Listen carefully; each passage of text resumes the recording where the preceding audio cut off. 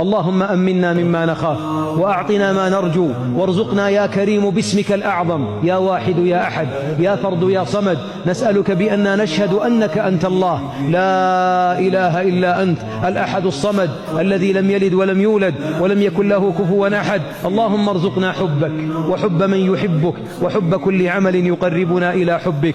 اللهم يا رب اجعل حبك في قلوبنا أحب إلينا من الماء البارد على الظمأ.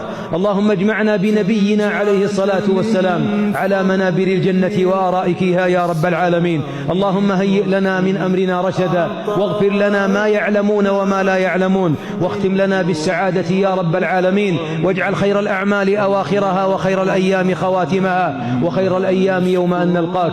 اللهم اصرفنا عما يلهينا عنك وعن لقائك يا رب العالمين واستعملنا في طاعتك يا أكرم الأكرمين. أصلح أبناءنا وأبناء المسلمين. اللهم لا تجعلهم لنا فتنة واجعلهم لنا زينة واجمعنا بهم في جنات النعيم وآبائنا والمسلمين والمسلمات. اللهم اغفر لكل من قال لا إله إلا الله موقنا من قلبه يا رب العالمين. يا رب اجعل جائزتنا في هذا اللقاء وقد اجتمعنا في بيتك يا رب نادنا من السماء. يا رب اجعل نداءنا الآن أن يقال قوموا مغفورا لكم قد بدلت سيئاتكم حسنات.